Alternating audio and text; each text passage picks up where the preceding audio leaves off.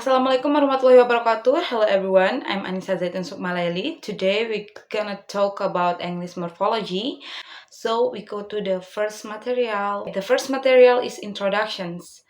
In this presentation or analysis, I choose a Sasak language to be my analysis language because I'm a Sasak people.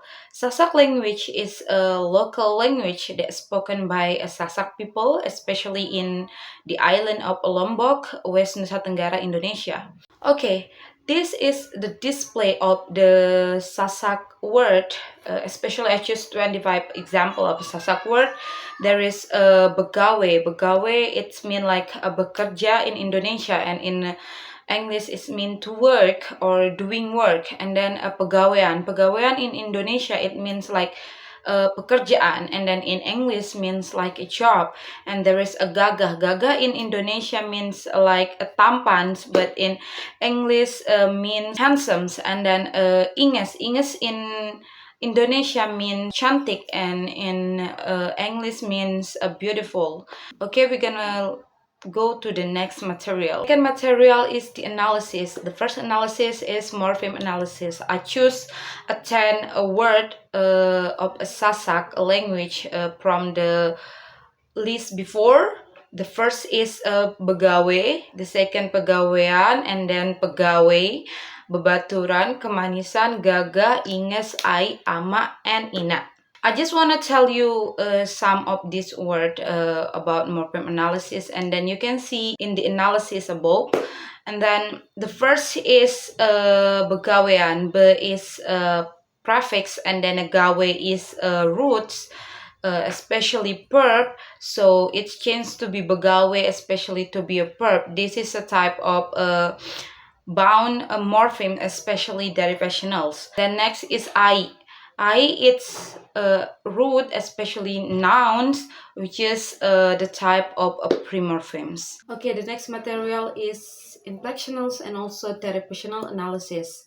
The first one is inflectionals. I choose a 10 example of Sasak word for inflectionals, but I would like to explain one by one of the word.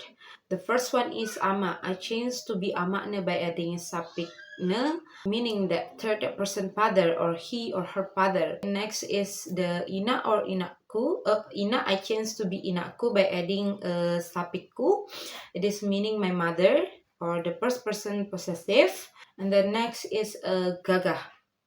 Gagah means like a someone position or handsomeness. I changed to be a gagahan, which is the means of a someone position or handsomeness, by adding a suffix an. Next word is inges. I changed to be ingesan, at a suffix an, meaning is the quality or characteristic of beauty in someone or somethings.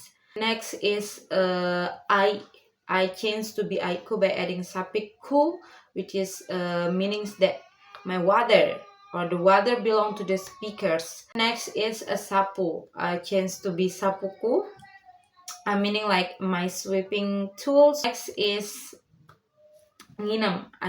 I changed to be a nginamne, meaning like the age of drinking performed by a third persons. Next is batur. I changed to be baturku by adding sapiku. Batur means France, but baturku means my France or belongs to the speaker. The next is diet. I changed to be daite. Te is the suffix, and then diet it's mean like fine, but when I change to be daite, it's mean like the age of findings performed by us. Include the speakers and also interlocutor. The last one is utangne. Utangne I add like a ne suffix, which is mean adapt belong a third person's him or her. Okay, next is derivational analysis. I choose a 10 example of Sasak language for derivational analysis, and then I would like to explain one by one. The first one is word begawe. Begawe is means like doing work or to work, which is there is a root is a gawe, and then prefix is be. Next is a pegawean. Pegawean mean work or job. the root is gawe, and then the prefix is pe, and then the suffix is an. Next is pergaulan. Pergaulan, it's mean like a social relationship or socializing activities, which is the root is a gaul, and then the suffix is an, and then the prefix is pe. Okay, next is a pegawe. Pegawe means a worker or someone's or a person who does work. The root is gawe, and then the prefix is pe. Next is kemanisan. Kemanisan, it's meaning like the state or degree of sweetness. It is usually expressed to sweet or sweetness. The root is manis, and then ke is the prefix, and then an is the suffix. The next is penyambang. Penyambang, it's mean like the person who visit or visitor. The root is a sambang, and then the affix, especially prefix, is pe. Okay, next word is kedemenan. Kedemenan means like the state of liking or interest, or like a favorite. The root is demens, and then the prefix is ke, and then the suffix is an. And then next is kepetengan. Kepetengan means a darkness or absence of light.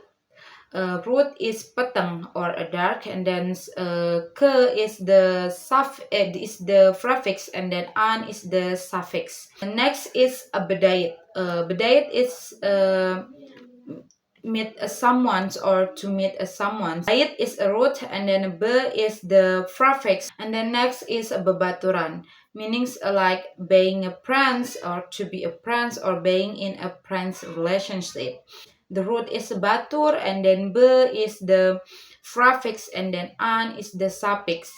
Okay, next is a morphological process in a Sasak language. I choose three process, which is affixation, example begawe and pegaweans, and then a duplication, example like batur-batur and ina-ina, and then the last one is borrowing, example like belian and prajahan. Okay, for the more explanation you can see in the slide. So we go to the next material. Okay, next material is a compare findings with English morphology. The first is affixation. In affixation, both of these language use affixation, especially prefix and suffix, but Sasak more in prefix and English more in a suffix.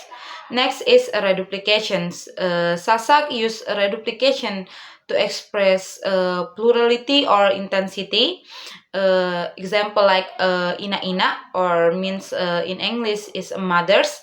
That's why English is not or does not use reduplication productively. And then next is borrowings. In borrowings, both of these language use a borrowings process, because Sasak can borrow language from Indonesia, and then English also can borrow language from Latin, French, Greek, and etc. Next is challenge they find in the analysis. The challenge they find in the analysis, the first one is identifying morphemes and determining whether word is derivationals or inflectionals. And then furthermore, the limited reference sources of Sasak morphology also challenged me in my analysis. And the last one is the comparing Sasak and English language. These two different language. Sasak is regional, and also English is international. I think that's all from me. Thank you for your attention, and see you. Wassalamualaikum warahmatullahi wabarakatuh.